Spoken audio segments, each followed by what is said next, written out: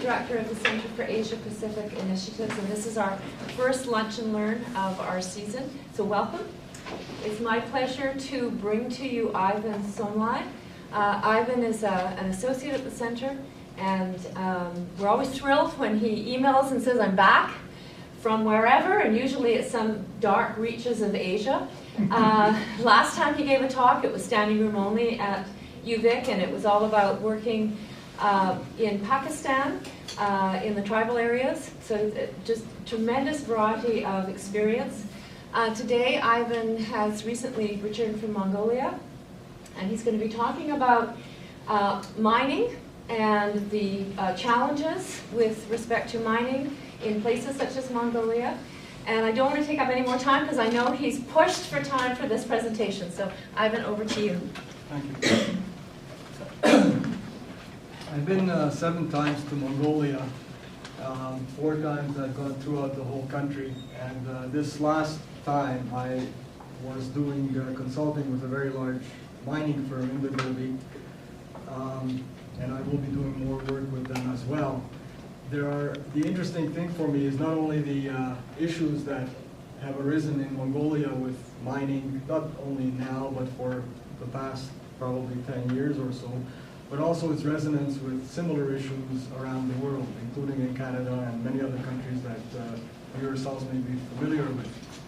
So let's move on, and then certainly as we go along, if you have questions, you may ask any time, and I'll do my best to answer them. Mines say they will operate responsible mining in Mongolia, and every mine does this, and there are hundreds and hundreds of mines. But human rights are violated here. Now, this is from a herder in his own language. They do not value Mongolian workers, do not add their salaries, and get them to work for a long time, thus resulting in people consuming alcohol, committing suicide, leaving orphans behind. These are the social problems that have arisen from the mining activities. Pasture land is scarce, herders have no summer pasture or spring and autumn shelters, and experience shortages of water. Because of all these issues, local people fight with each other and have lost their solidarity. This sort of sets the background. This is, I just picked this out 2 days ago, or 3 days ago, whatever, from the most recent TV news in Mongolia. It's a very current issue right now, whether you agree or not, and that's with many of the other points that I will bring up. These are issues currently in the Mongolian society. To give you a perspective, may I move? You can see Mongolia on the screen behind here, and it can easily take up all of the NWT or several provinces. It's a huge territory with very small population, less than 3 million people. To me, it's the last paradise on earth, partly because of that. But all the beige spots indicate mines or mining leases in the country. So not all of them may be active, but those are areas where mining activity has gone on or is leased out and could commence at any time depending on agreements and so on. So you can see there the country is rich with mineral resources, which is an advantage, of course. I myself worked at Unavoidable. It's here, that's a large company. It's Rio Tinto, which has some Ivanhoe involvement as well. Rio Tinto is a British-Australian company, very large mine, has concerns all around the world. But I'm going to be talking about issues that are indicative of problems throughout the whole country, not just there. But to give you an idea, Unavoidable has 15,000 staff right now. It's not even in full operation. It's just getting everything ready to go. And it's a town. 15,000 people. It's a reasonable town even in Canada. It's got its own mayor. It has fantastic facilities, recreation, sport facilities, and so on for the staff, excellent food services, and so on. It has a bank, it has fitness center, telecom center, and so on. But that's what we're told about. This blue is the totality of the mining lease area in the Gobi Desert. In the southern part of the Gobi Desert, not even the whole Gobi Desert. So again, I'm just trying to impress on you, mining is a big deal in Mongolia. There are about 200 foreign-owned or joint venture companies in Mongolia. At least 6 Chinese state-owned companies. There are about 25 Canadian firms involved. Japanese, Russian, Korean, and so on. 6,300 exploration and mining licenses covering about 32% of the country. At OT, where I consulted for about 2 months, there were about 40 nations represented just at that one mine. Just some background for those of you that may not have had any introduction to Mongolia before. It's a tremendously vast territory from the Gobi Desert to the Altai Mountains, where there are beautiful glaciers, and to the north, close to Lake Baikal on the Russian side, beautiful forested, hilly areas. It's just a super paradise. It is landlocked between Russia and China, and that, of course, has geopolitical concerns or relationship issues. There's a Soviet-era legacy in policy. Mongolia became independent in 1990, and since then, it really hasn't had time to get rid of all the Soviet mentality, the way people work in stores, and the government, the way policy works and developed, and so on. But it is certainly open to Western models. The budget is in poor condition. It really needs a lot of money. It is rich in minerals, as I've mentioned. Very small population. Half the population is in the capital city, Ulaanbaatar, and about 1/3 of the population of that half are in what is called the Ger colony, which are the very poor slum area of the country. Nomadic lifestyle persists. A small population. Democracy is definitely in transition to a market economy under the rule of law, but there's a lot of hiccups. It's modernizing. It's the most internationally open of all the former Soviet Union satellite countries. Extremely strong nationalist forces, and I'll mention a couple as we go along. It's ambivalent towards China. It's the principal market for its mineral output. Almost anywhere in the world where Mongolia wants to export its mining products, it has to go through China or Russia, but it's got better export facilities through China. And so it's always at the mercy of China. Right now, as I speak, regarding electricity for some of the large mines, it has to come from China. There's a lack of transport infrastructure, very few roads, especially in the western part of the country. Virtually no one road, national highway as it's called, but it's just a dirt road, which I like. But, limited domestic resources. And this is the commodity output projection between 2010 and 2020. You can see immense projections. Gold, for example, from 5 tons to 50 tons per year, and so on. So it's in a way, it's in a wonderfully serendipitous circumstance that it's got all these resources, but it's crunched by Russia and China, who demand certain things in return, both political and financial, in order to facilitate the transport of these minerals out of the country. Otherwise, they can't really do much with it. I found out that everywhere you find turquoise, and you see these natural hillocks with turquoise, deep down is copper. I didn't know that. I'm not a geologist. But, so that's why a lot of the copper gold mines are joint. You have hundreds of these camps, not all as large as this. This is Oyu Tolgoi just at the beginning. It's about 4 times as large now. So it's very sort of scientifically laid out. It's proper, it's nice. A lot of amenities, as I said. Tremendous construction going on. And you can see the Altai Mountains in the south. So we're in the Gobi Desert, southern part of the Gobi Desert. And this is looking towards the Altai Mountains. Actually, these are Altai Hills, because the mountains are in the west. But these are remnants of the Altai Mountains in the background, and that's on the border with China. And you can even get pizza there. So the most important nutritional aspects are covered. 105-kilometer highway to China is being paved right now, and 70 kilometers water pipeline built just to allow one mine to operate efficiently. And another mine, which is a gold mine, just a site.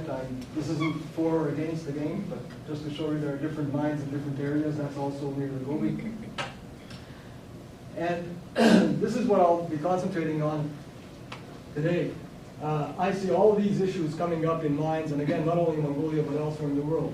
We've got the problem with ownership, who actually owns the mines and how much, who owns how much, effects on the environment, effects on governance, effects on indigenous rights, ethnic tensions that arise from the operation, social inequality, and the processes that ought to be used.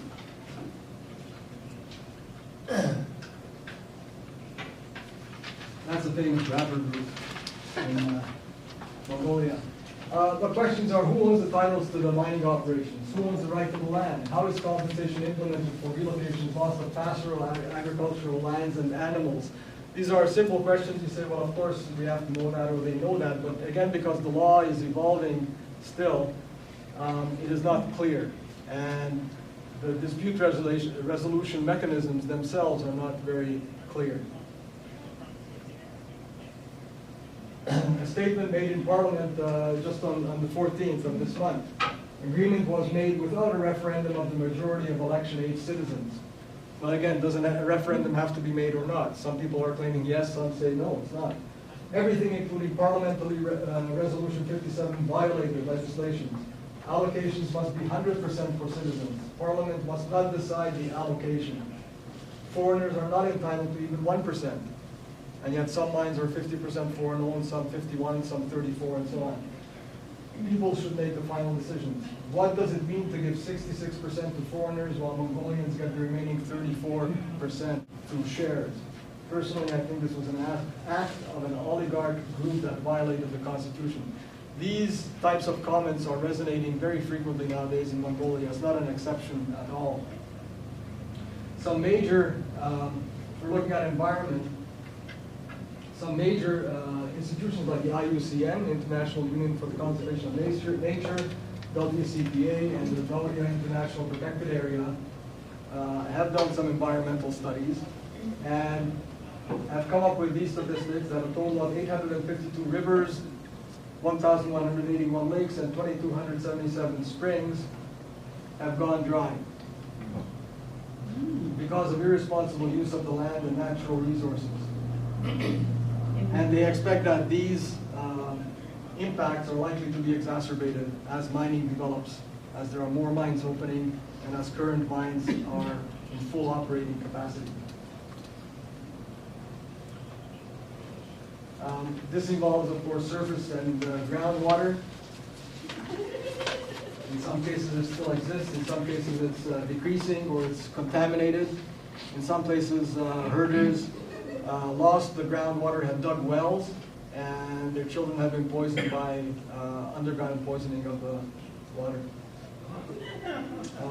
There's a three-camel lodge in the Gobi where I've also worked in previous years, and it used to be a reasonably nice drive to a lake, which had the only river flowing into it, and that lake does not exist anymore. It's become a dry lake bed.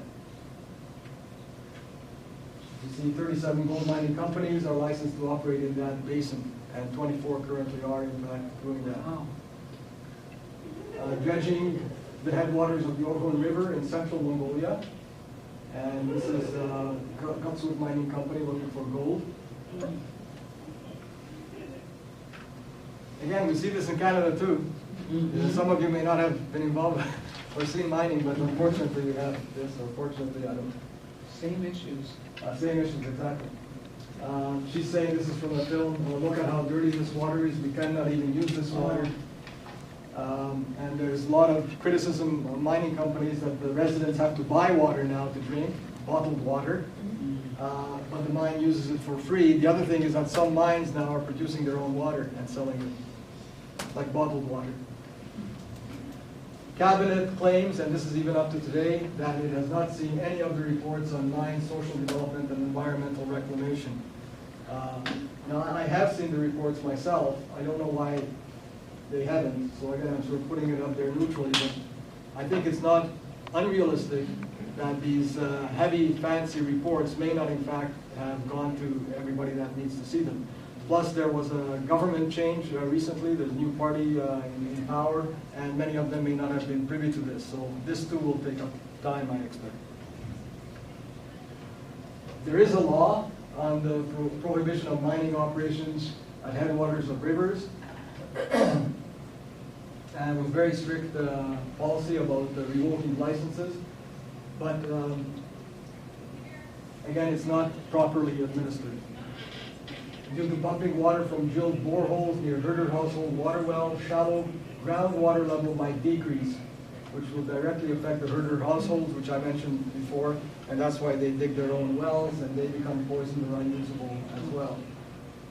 Air quality is also another environmental issue, especially during construction and operational stages.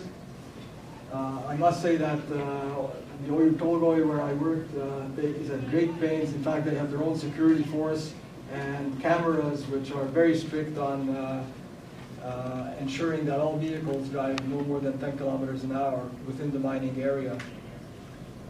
But outside the mining area, when they're rushed to go to the Chinese border or elsewhere, there's less control over how they drive and how the dust affects the local people.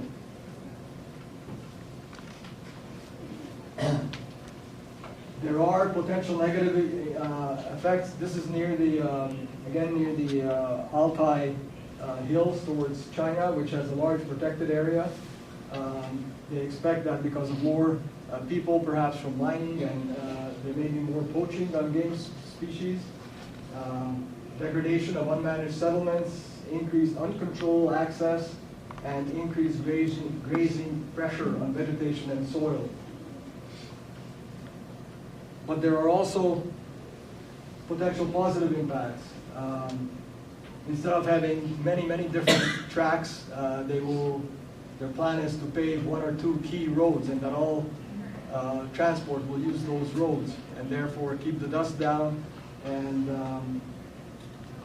this will increase income from the special protected area as well, and tax income from border trade and active economic activities should all have positive impacts.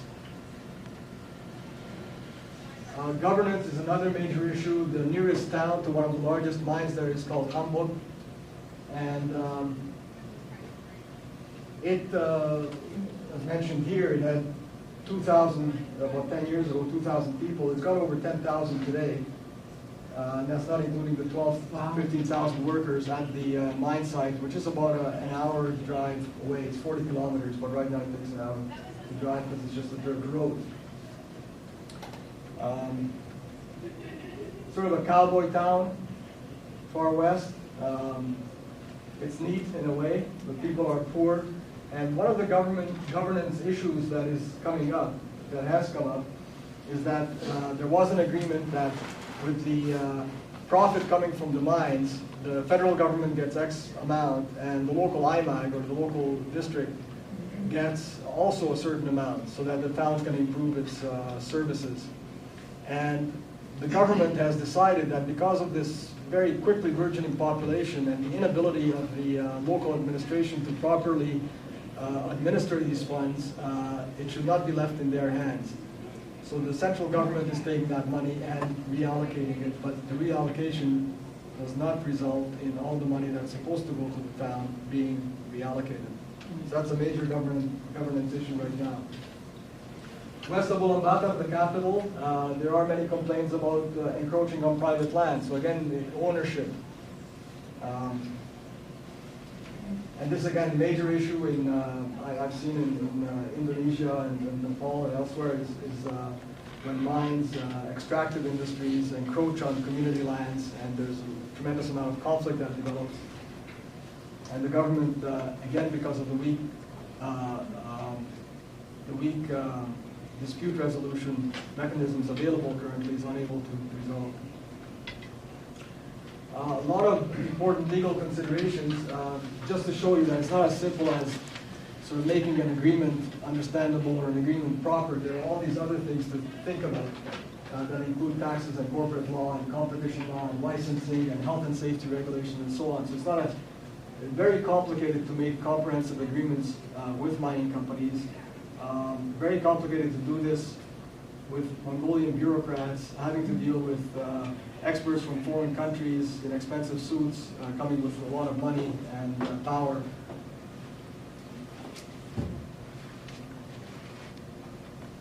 And a lot of legal uncertainties, as I alluded to earlier, because the laws are continually changing, because of changing political parties and changing democratization, inconsistency between and among laws, limited judicial and administrative guidance on the interpretation of the laws, gaps in the regulatory structure, and lack of judicial independence.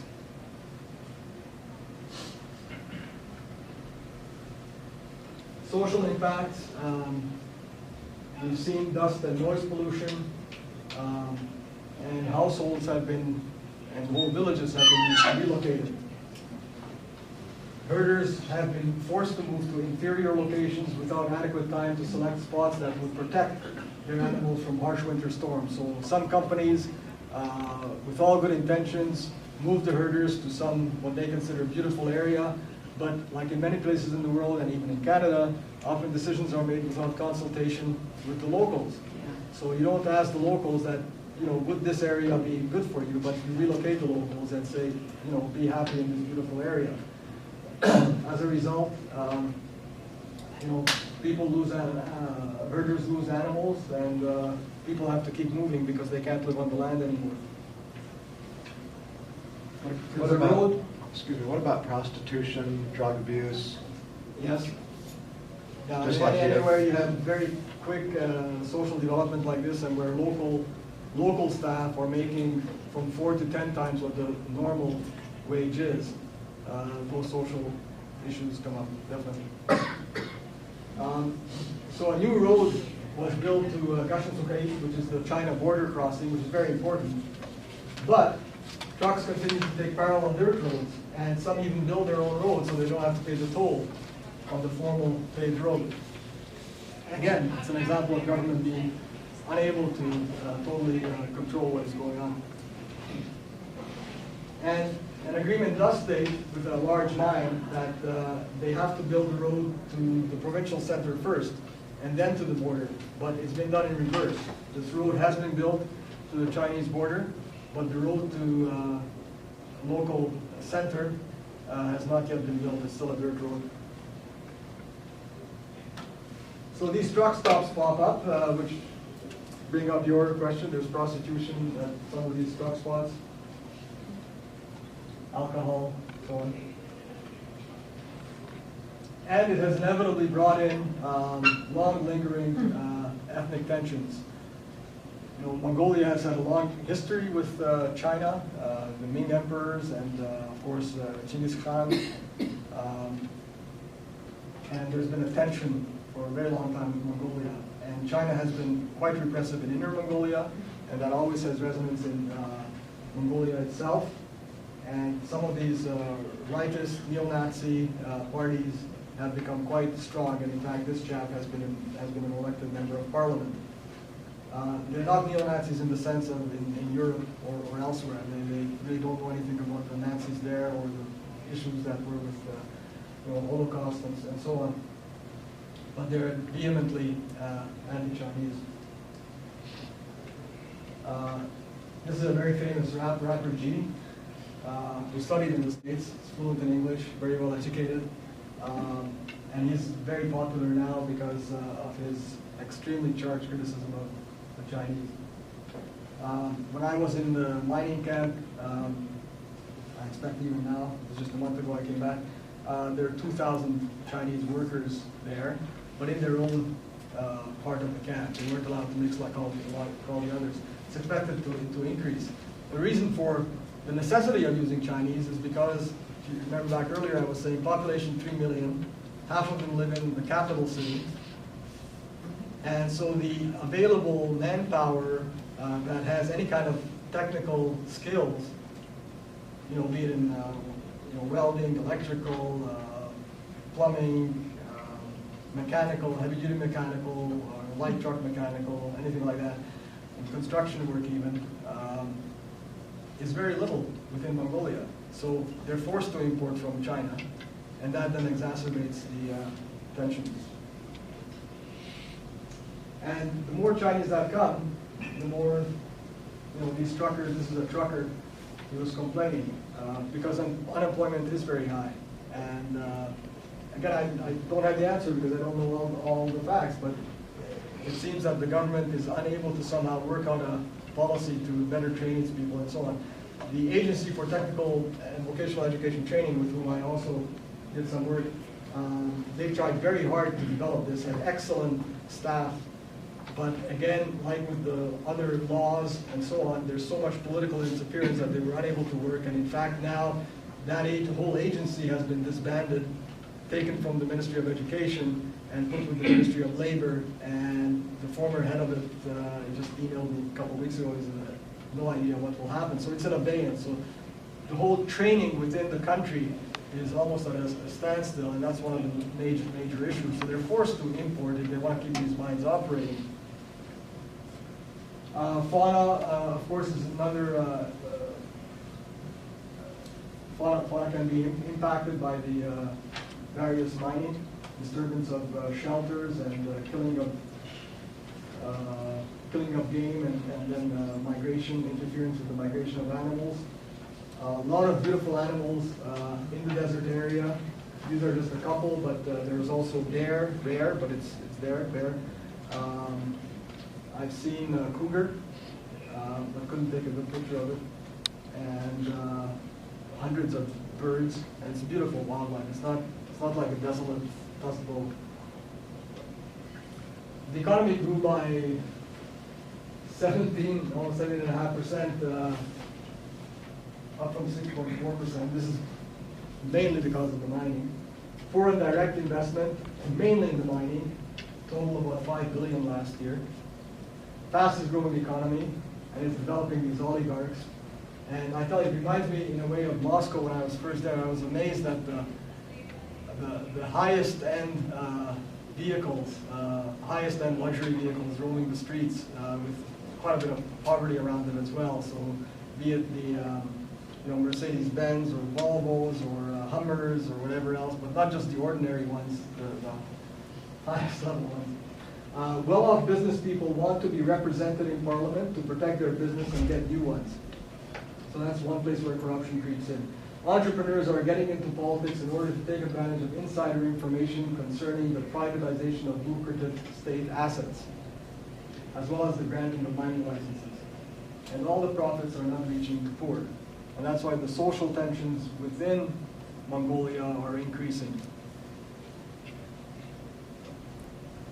This was caught on film of a bride.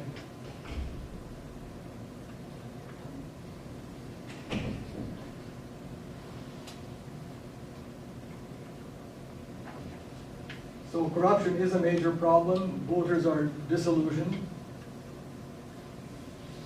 And they've said many times that behind the big company executives are 10 very professional experts on every aspect, infrastructure, metal prices, whatever. Behind our ministers are 10 ambitious politicians.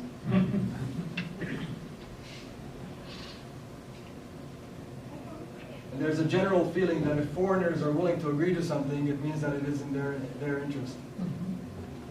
It's a feeling. So the process that I'm interested in, not particularly involved in yet, but is how agreements are made to begin with. Who is involved in making of agreements? Only the elite politicians or others? Who decides and how about hiring policies? I talked with one mining executive who said we're really trying hard to meet our agreement requirements, which require us to hire 95% Mongolians within a certain amount of time. So that makes sense. And he said, we've developed a new sort of a hiring test for the people from these villages to enable them to, for us to see what they're able to do and to enable them to realize what skills are necessary and so on.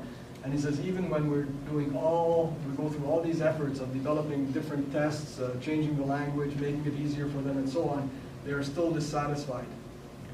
They still don't think we're using enough of their people. And my first question was, were these different tests developed with them? And he said, well, and interestingly, just this morning I got an email from a friend of mine, a Mongolian friend of mine who works as a translator, English to Mongolian, Mongolian to English translator with a large mining company. And she says she's astounded that all these beautiful translated manuals from English into Mongolian having the same pictures and looking absolutely perfect and beautiful academic quality. She says most of her colleagues think they're really stupid because they have been totally, literally translated. If any of you have worked with translations, you know the difference between translating it literally and otherwise. In other words, a lot of it does not make sense. It's a literal translation of English word, but in the Mongolian vocabulary, in the Mongolian psyche, it does not make sense. And she says, here's another project for you. So, we are talking about that. Archaeology is another area that could be affected by mines. A lot of Bronze Age artifacts and petroglyphs. I've seen myself out in the western part of the country where there's fortunately not so much mining. The world's largest petroglyph site. If you can imagine, in sort of seemingly the middle of nowhere, there's very little population in the far west, towards the Altai Mountains. 15 kilometers of these. Oh. Going from road level up to, well, we climbed up to maybe 300 meters or so. 15 kilometers. It's amazing. Anyways, there are a lot of these down in the Gobi as well, so throughout the whole country. And here I myself found some dinosaur bones. You know, now and then the winds rip off the topsoil, and you can find things like this, and they're not protected. I went to talk to the officials. You know, what will you do with this now? They said, well, there's no money. What happens happens. So quite often, you know, souvenir hunters or local entrepreneurs will take them and try to sell them. Here you have dinosaur footprints in the movie. Close to the mine where I was at, this was a mine, you know, in the Soviet era in the 1920s, they destroyed all monasteries in the whole country. All of them, except for one. In Ulaanbaatar, there was the Ganden Monastery, which they didn't destroy because in 1920 there were no hotels in the country, and this huge monastery, Ganden Monastery, was the only one that could house the elite of the Soviet and serve as a warehouse. So they turned the monastery into the warehouse, but to make a long story short, it survived. But all the other monasteries were destroyed, and this mine, the Oyu Tolgoi mine, was paid for the reconstruction of this beautiful monastery in the desert. So you can see the destroyed areas, and I'm not showing because of interest of time inside, but it's beautifully redone.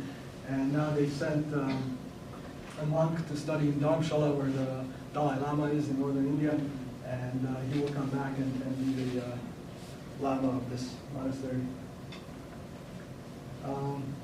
So again, impact assessments done by many respectable organizations, quite a few funded by the mines themselves, so they are trying to respond to these issues, show that certainly water level will be a major impact, or might be. This isn't a luge run. It's, although it should be maybe, extra money, but this is part of the Oyu Tolgoi mine processing area coming from the concentrator. That was one of the Komatsu vehicles there. You need an elevator to get up there. Where are those big trucks made? You're in Alberta. Well, Komatsu is Japanese. So they're sent there in pieces, and it takes them, they say, about 2 weeks to put one together. It used to take them 2 months, and now they've become quite expert at it. So, and they got, I mean, well, I don't know how many, but at least 20 of these, and other huge pieces of equipment.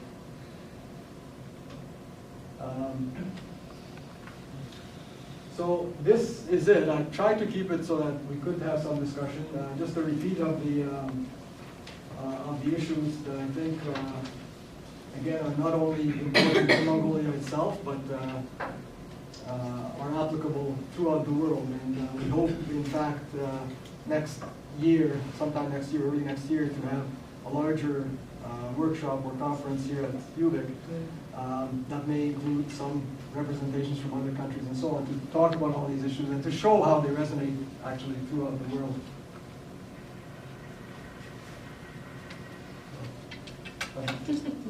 Thank you.